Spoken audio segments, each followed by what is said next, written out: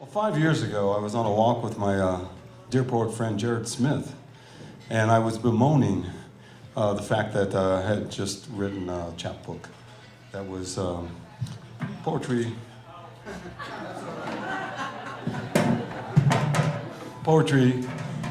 for the heart.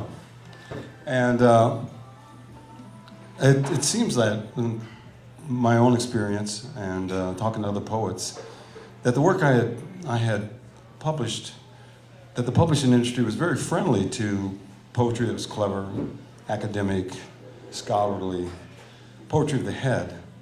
But it was hard to find a publisher that was interested in publishing, especially short works of poetry from the heart. So that's where the idea sprang for Liquid Light Press. And 5 years later, we are working on our 15th chapbook. We've distributed over 2,500 copies of various books in various formats internationally. Our poets include poets from all over the world, including Australia. A wide sampling of contemporary styles, but they all have one thing in common. They all write poetry that's well-crafted, poetry for the heart. Poetry that speaks to the insides, something inside each of us. So, our first poet tonight is from Seattle, and Seattle is a town, a poetry town. I mean, you know, poets are almost as common as Starbucks there. I don't think there's a lot to do when it rains. I don't know. But two of my favorite writers in the world are from Seattle. Theodore Rutke, the poet who I absolutely love, and also Tom Robbins, who I've read everything he's ever written, and it's probably the only fiction author I could say that about. They're both from Seattle, and Douglas shares some of that aesthetic in some ways that I feel.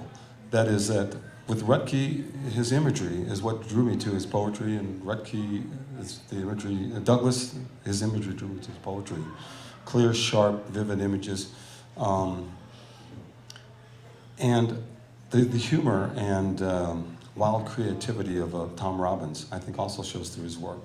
So I thought of that today, that he brings the best of the Northwest poetry tradition to the stage here for us today. So how about a big hand to welcome Douglas Cole to the stage?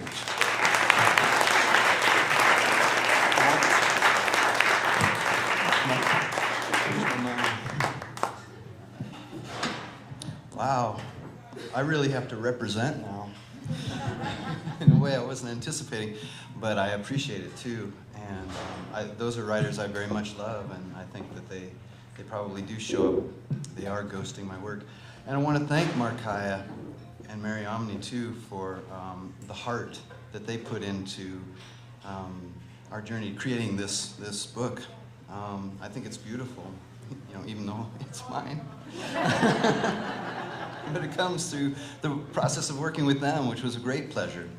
And it was fun to edit with them, and it was fun to see my own work. And I love that. I love that, working with an editor and seeing my own work through another person's eyes. But somebody else who's seeing it and kind of getting it. And so your exposure to and, you know, love of the Northwest poets. Richard Hugo, too, another one that I don't know if you're familiar with, but who also is part of my DNA. Not literally, but anyway, the sympathy, the empathy, the understanding, and the common ground of that, working with editors like that. It's not always that way. I've worked with other editors where there have actually been partings of the ways, but no, this was a great pleasure, and thank you. Thank you for doing this, and thank you for putting on this event as well. It's wonderful, wonderful. Wow, what a great, wonderful group. Look at, okay. So, I'm going to read you some poems out of this book called The Dice Throwers, and I love the cover too. I was telling somebody just a few minutes ago about the adventure I had in getting the cover, and let me know if I'm not close enough to the mic and you can hear me in the back. If you can't hear me, start going, and then I'll know. because I'm not wearing my glasses, so I can't even see really. So. But anyway, I've always really liked this picture, or this painting from William Blake, which seems like William Blake is like the classic, you know, kind of a choice for a cover from your academic editors, you know, right? But it always stuck in my mind, and this title of The Dice Throwers was with me for a long time with this collection. And I just kept a piece of my mind always open to Blake's images too, even though I didn't really know if they would match or if there would ever be a relationship. And then I came across this one, and it's the relationship of the subject of the painting to the content of the book makes more sense as I journey through it. But the image has this beautiful, beautiful little picture of the dice, of these guys throwing dice. They're gambling for the garments of Christ, and it's not a religious textbook or not anything like that, but anyway, so it was fun to get a hold of that, and that journey was good too. The Fitzwilliam Museum, they gave it to me to use for this for I think $50. That was a nice little coup. All right, so 4 sections in here, and I'll read a couple of poems out of each section, and then we'll call it good. The first section is called In the Beginning, and I have a little quotation here from the I Ching. And it's, heaven is far from the things of earth, but it sets them in motion by means of the wind. So chew on that for a minute. Okay, the first poem is called The Father. My father dreams the red spider dream in his lonely hotel room far from home. The phone is ringing, but he won't answer it, knowing it will only open to the drunken flood of his wife's voice complaining about the sewer and her migraines, the renters who won't pay, a new glitch in the treadmill. He looks out on a city somewhere, he can't remember which one, at the cranes, the stockyards, the industrial river, and perpetual night. Another drink, another lidded street light comes on like the sloppy women in the lounge, no offense, with their jet talk and smiles. To him, another part of the meetings, the deals, and the precious contracts he mules across the time zones. And when at last he sleeps that final sleep, the rooms around him alive with the fury of the end of the world parties and the television drone, he throws the universe into silence absolute, everything now eclipsed like a flame snuffed out by a fist. That's the first poem. All right. Oh, no. All right. So the next one, all of these in the first section, you know, there's 4 sections. The first ones are kind of, you know, oriented around childhood perspectives, and that sort of space.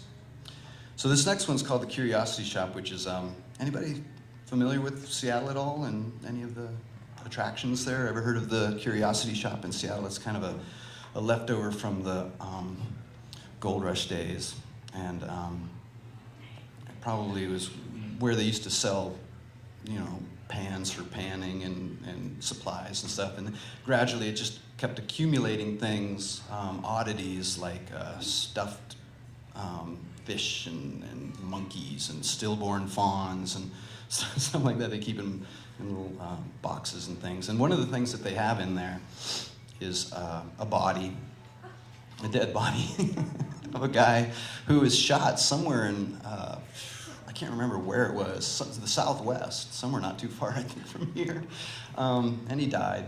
And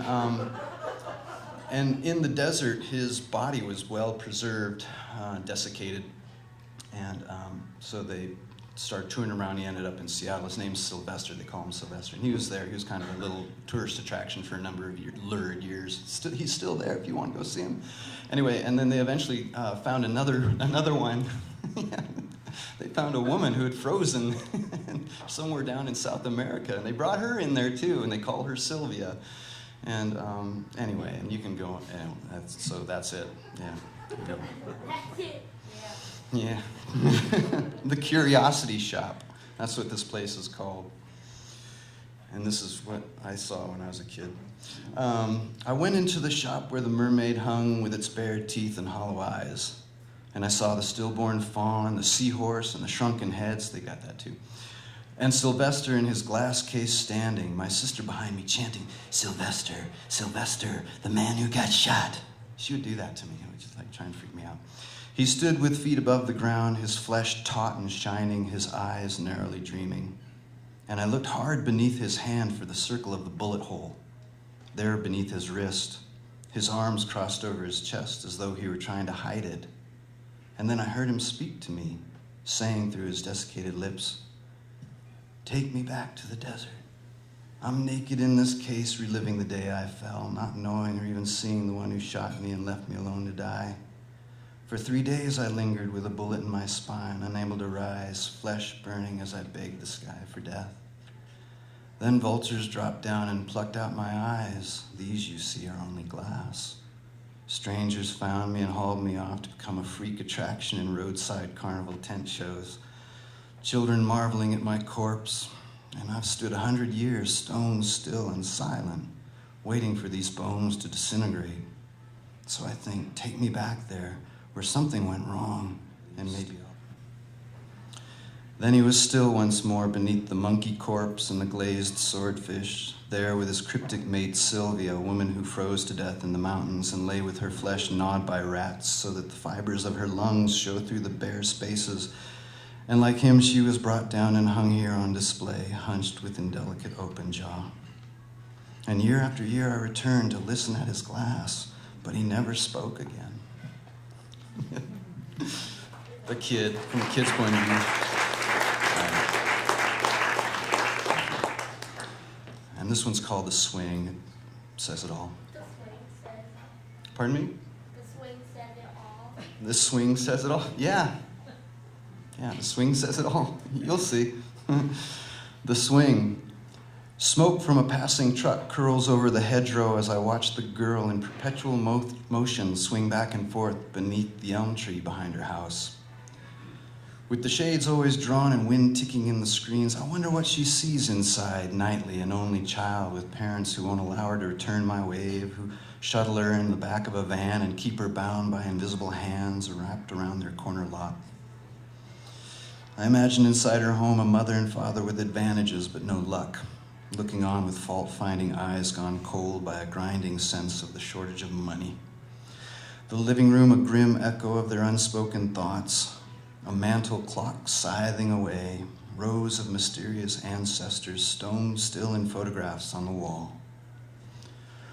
Her room is perfect and she checks her chores on a weekly list. She will not speak unless bid to. Never have I seen a friend come over. Never has she gone to the nearby field. She climbs instead upon her swing, nudged into movement by the wind, riding with her legs stretched out in the surge of her body's power, hands gripped into the braids of rope, some urge drawing her higher and higher as her face turns to sky.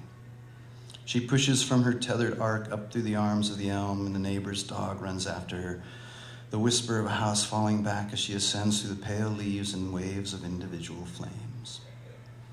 And I see her free above the city, beyond all luck in a wild current, riding a storm that rips the clouds and plunges all homes into darkness. And nightly she rises, parents wandering, calling through the trees, but never looking up to see her high overhead, turning in a lathe of stars. All right, the swing. That explains the swing. All right, this one's called Crossing Guard, and that says it all. He walks out toothless and grim into a river of traffic. His black coat blacker in the rain, his glasses 2 white discs. He might as well be invisible, but with his only shield, a flimsy rubber sign with the word "stop" written on it, he could as easily block a river as these drivers, who nevertheless halt when he raises his arm, the prophet's fire flashing in his eye. All right. That's good. All right, this is the second section, and it's set largely in Berkeley, California, where I spent a lot of my younger years. And when I lived there, people who lived in Berkeley called Berkeley the open ward, meaning like a medical ward, because it hadn't been too long before we got there that the governor, then Reagan, had cut funding, I think it was, for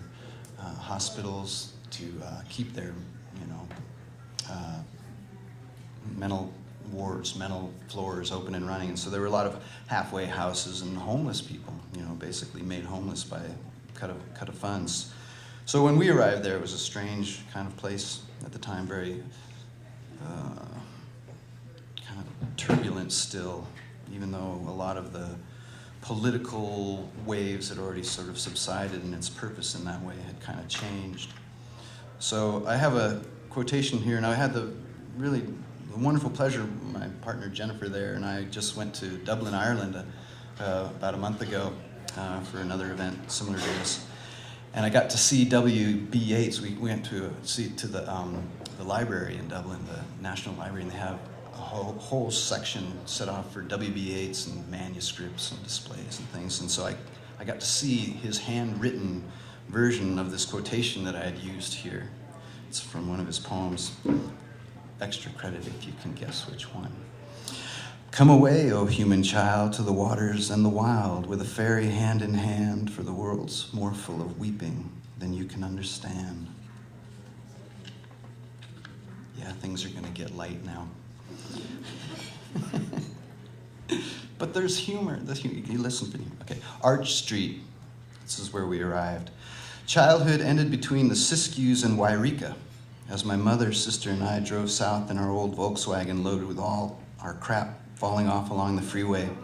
We lost things I can't even remember as we moved in perpetual reduction of space through Berkeley student housing, meagerly furnished with broken down beds and desks carved in by years of migratory seminary students. Friends I made were outlaw children, and we broke into every building, especially Benton Hall with its high windows looking down and out on the flatlands and the fiery bay and the Transamerica Pyramid. We absorbed World at War and played our own games of war, rock fights, and construction sites that always came to a brutal end with curses and spoils of proud scars we bore as noble decorations. Exploding fluorescent lights became the universal destruction and delight. And we had our great epics too, like the story of John flying through the plate glass window, high and cut and crazy, laughing, bleeding all over as he lurched away. And every day the sky went dark, the schoolyard flooding with smoke that rose from the city incinerator as children screamed in unison to the sound of the air raid siren. You do this thing, it make that weird sound. Through the maze of Cal campus, thieves denned in eucalyptus groves, darkness crowned Strawberry Creek as I walked beneath the buzzing street lamps up Seismograph Hill, making my way by perfecting the mask of invisibility or threat to pass safely through the quadrangle and the alleyways as moonlight slid like blood down our duplex door. Thank you. I like that poem. I like reading. I like going back in it. All right, this next one is, well, I'll tell you what it was. I'll tell you afterwards a little something, but I don't want to explain a lot of stuff, The angel. The first time I saw the angel coming down, I didn't know what it was. At first it seemed a speck, then it seemed a mist. That's a stolen line, by the way. I saw one bright crescent blade cutting through the sky, carving through the trees, superscripting every home down Shattuck Street to school. And as it approached, it grew into a web of lightning, weaving along the corridor walls as if with some intent, engulfing the rooms and the children in their chairs. Then it shot into my eyes, opening, blinding me with ecstatic limbs of light. And as it flew back, blazing through my mind, I turned to follow the lure of its bright wings across a gulf of black. I changed my mind. I'm going to type out. Just sit with it. All right. All right, this is another Berkeley, very much a Berkeley poem. It's called The Sickness. I remember a woman in Berkeley who used to walk the hills cowled in a scarf and dark glasses. She kept her distance, spoke to no one, but I learned how she became allergic to the world, sensitized to chemicals, her rugs, her sheets, her clothes, as the walls of her home rejected her, until the only room she inhabited was the kitchen, alone. And she walked the hills alone, terrified of contact. Andreas's father, a physicist, forgot the names of his children, turned to stone in the darkness of the living room. Lost in memory fragments, watching his children become vague equations. Then Andreas contracted stomach cancer, living through chemotherapy pills that he held every night in his hand, knowing the nausea coming from each, knowing their sickness in trade. Eddie went mad and chained himself to his girlfriend's car, plagued by Zeus, combinations reeling through his mind, deafening the world with bad intent. The flower shop was a front for killers. The Democratic Convention was full of spies. The hills, his haunt of endless wandering, searching, talking wildly the dread nights. He fought the demons crackling in his head. Something in a victim terrifies us, and there, it seemed, disease ran rampant. Drove me through the telegraph babble, the carnival of hassles, the ruins of Cal. Furious dancers in the den of Sproul Plaza, spinning their waves in the edgy night. And now old man Valentine shuffles down Arch Street to huddle by his stove for winter, blue from the cold in a pinstripe suit, and smiling, hands me a leather keychain that crumbles to dust in my hands. All right, another Berkeley moment. That's good. All right. Those are the Berkeley ones. Oh, that's a good set of Berkeley poems. All right. This next section is called Tales of Possession. These are poems from the heart.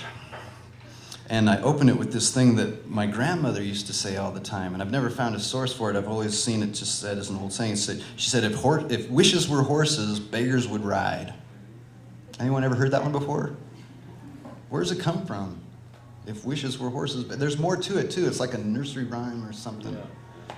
I don't remember where it came from. I haven't really done my due diligent search on that. I don't know if I need to or not to. All right. The first one's called Ghost. One night, an old woman appeared at the door wanting answers, directions to a social hall long gone, asking about events I couldn't know or remember. Her hair was a wild cloud, her coat a fragile covering for a night just barely receding. Bits of grass and dandelion seeds adorned her as if from this she were made, and her eyes were wild, red-rimmed, frantic creatures in search of something. Fields where houses now stood, a perfect sky. And I was a sad disappointment to her, unable to provide one answer, one bit of proof that the world she sought for still existed.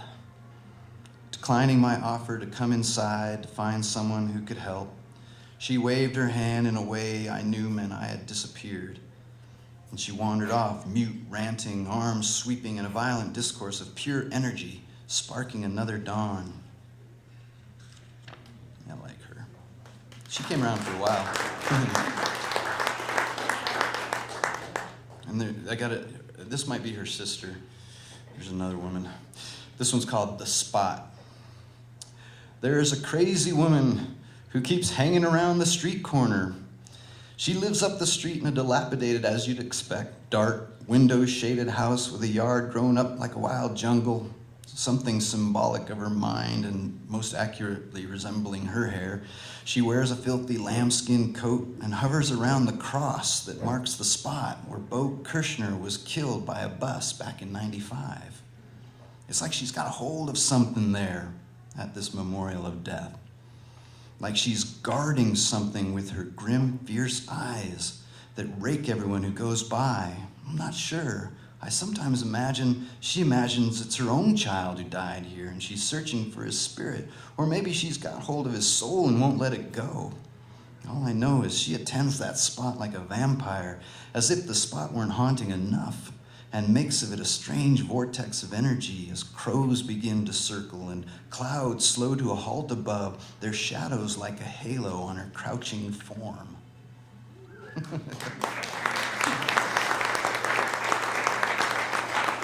Thank you. Oh man, this next one, it's called Permanent Transient. It's based on this hotel that used to be on Telegraph Avenue called the Permanent Transient Hotel, and Jen and I were back down there. You know it? You stayed there? The Permanent Transient Hotel. You gotta love that title though, right? Permanent Transient, yeah. Anyway, it was kind of like a down and out hotel, and I'd walk by that every day I go to school. And we went back this last July, and I tried to find it's gone now, which, that's okay. But it was a funny thing, because we were walking down Telegraph, and we ran into this artist, and I was asking him, he had these really cool sort of block print charcoal drawings that he did, and his thing was lost places. And so he was doing mostly these buildings that had been torn down in San Francisco. And he was capturing them in his art and wanted to preserve them in his art. And I asked him if he'd ever heard of this one. He hadn't. He said, but I would love to do a painting of that. If you just get a picture or something of it, if you've got anything, send it to me and I'll do one. I'll do one for you. And I still need to do that because I want to get an image of it. Anyway, it's called Permanent Transient. Bear up, my friend. This darkness will not last forever. It's like I'm talking to you about these poems, isn't it? Not even darkness can do that. See, the light is imminent. The buildings have begun to glow like teeth. I know your home, like mine, is a transitory one. Hear the train passing below, the traffic beginning above. The ground trembles with motion, and the worker bogmen are rising from their beds. But us, we're free. Come and join our flock gathering on Beacon Avenue. Today there will be sun. Today we will ask that sky dancer phantom who still wears his costume of white to take us with him into his kingdom of air. And I should explain that last image. It's actually not from Berkeley. That one's from Seattle. They used to have, there's this troupe of Japanese acrobats that would come to Seattle. And they would do these shows hanging by ropes from the buildings. And one of them fell. I shouldn't laugh. It's sad. It is sad. All right. So the last one of this kind of this section called Tales of Possession. It's called Knowing the Clue, and it's got some very distinct Seattle locations. I'll be interested if anybody notices. All right. Knowing the Clue. Every day I search for clues. The trick is knowing the clue from the ruse. An old man crossing guard, nearly blind with black coat blacker from slick rain, holding a rubber flimsy halt sign and going out into the street in a neighborhood with no school, no children present, is a clue. The crow looking down from the water tower is a ruse. Light withdrawing from the face of sky is a clue, but the ensuing darkness is a ruse. The hammering man statue and the lusty lady peep show are certainly both clue and ruse, if you believe it. Yet, a dream of flying from your body is neither clue nor ruse, nor is the momentary arrest of the heart before awakening. These are simply the innocent motions of the spirit rustling its cloak. No clues for their mystery and ability to reveal the divine. No ruses as tricks of the mind. So when a word like storm or the phrase, I was in trouble once, reaches you out of a stranger's conversation, they're clues. But when the night whispers your name, it's only a ruse.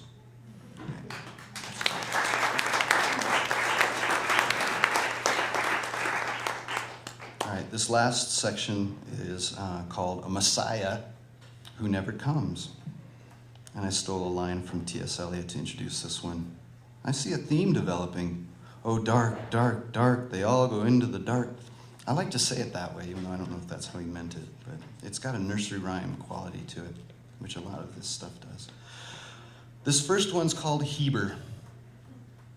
It's actually my grandfather. Old Heber drank in the tavern next to his produce store, a warehouse of his own that he bought with his wife's inheritance. And he remembered how at first he loved the work, how purchase prices were low, how he was making money hand over fist, and thought, could it get any better than this? And the marriage was good, though his stepkids were sullen. He thought in time that would change. Then he and his wife had a daughter, a beautiful child of his own, and he went out onto the pier and thanked God, lifting a glass to toast the world as he gazed upon the waters of the Sound, celebrating life higher and higher. For a silent moment, he breathed, and everything became suspended, as clear as the Olympic peaks on a day when the rains stop. But now it's dark, and the rains return. He was sick of the stench of rotting leaks, the cold warehouse, the rattling crowds of the trolley, every day going home to his wife's slow-growing coldness. The stepchildren hated him, and he in turn hated their scrutiny. He could never replace the first father, his wife's secret wish for the man whose photograph still hung on the wall with judgment, the one who had drowned and was now perfect in death, and a constant shade in the house. So Heber cast invisible lines across the bar, trying to reel in some overwhelming weight. He took on a mistress who took all his money, and day by day his stories grew bleaker. Did he always seek this, even as it drew further away? They finally dropped him blind drunk in the yard, still fighting his invisible fish. And as he tried to rise and failed, falling in the gray of dawn, home spiraling madly before him, his daughter appeared in the doorway. Little child in a bewildering doorway, light falling from her open palms.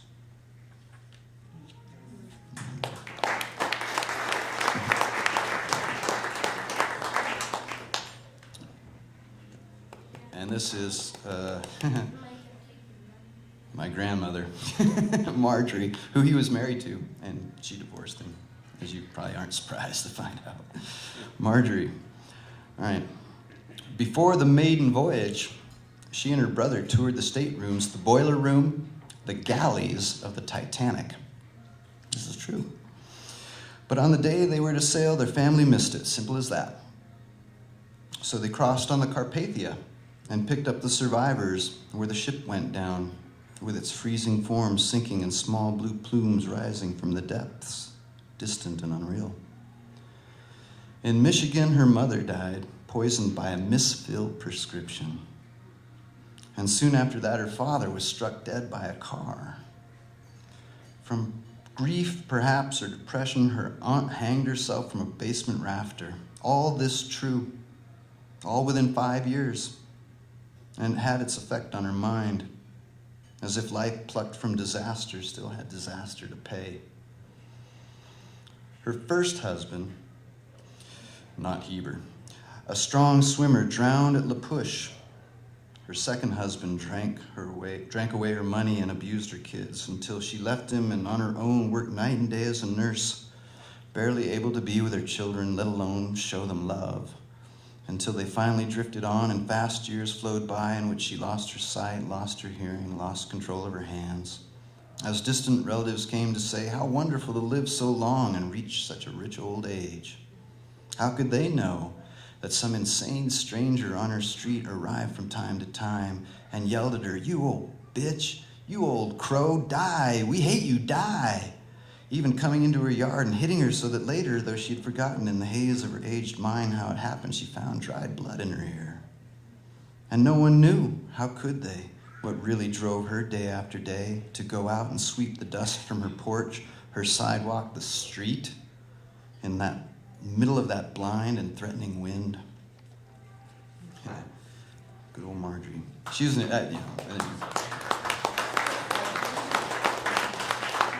right. Thank you. All right. This last one's a little different. Yeah. All right. It's called The Journey. And I have a Spencer here that I've always loved. It says, when as death shall all the world subdue, our love shall live and later life renew. To touch the core of the abyss or to come so close you forget yourself. To go so far and still be able to return, to think yourself a saint with a saint's strength, to die, to communicate this annihilation sweeping through the blood, through all the cells of senses overflowing, and to rise again may be the only true and beautiful art. How many of those we know who have gone into the heart of darkness have returned? None unchanged, I'm afraid, ever.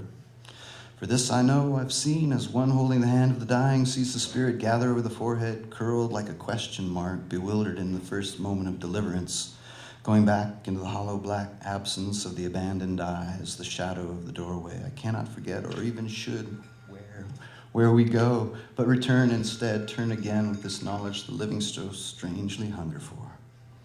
I Can't even say why I've gone into the blind fury or the still heart suspended just beyond the pale mask, the white wall. But I've heard, as you hear now, a voice across the gulf of time. We cannot begin to explain wisely, yet know if even fire consumes me and the anonymous void takes me, my children, and the great globe itself back into the fist of space, energy, like a voice in the surging chemical swarm of the brain, will ignite another sun, spit forth the sea's legacies, far more strange and real than all we believe is real.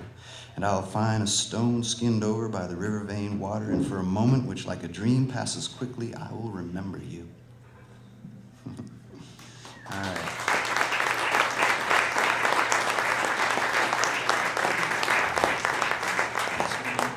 All right, this will be my last one, and it's this one's dedicated to my grandfather on my father's side of the family, and it's called Elegy for Heber. Actually, my younger son, I didn't want to give him the name Heber to go through life with his first name. You know, it's a little rough as a name to carry as your first name in American culture, I think. But I gave it to him as his middle name. Just kind of honor my grandfather and my uncle, who I also carried the name, but my uncle didn't have children. So my younger son's middle name is Heber. His first name is Thomas, and his last name is Cole. You can play around with that. Anybody get it yet? Yep. Yeah. Okay. Yeah. You guys from Colorado should get that. Yeah. All right. Elegy for Heber. 10 more years will cover this grave, the day of death already eaten away to nothing more than a century. Grandfather, this wind bears you a perfect March storm, circling the sound, even as you turn from the sound of your own wife's voice begging, don't go, please don't go. How could you respond with a respirator tube down your throat, your hands useless as claws, unable even to write? When your eyes gazed to the west, I saw your spirit leap into a cloud. Horses run with your memory. I remember you in all storms, a laughter you never had before, cloaked inside your blue pipe smoke. Medicine treated you wrong, by wrong diagnosis, a diabetic you never were.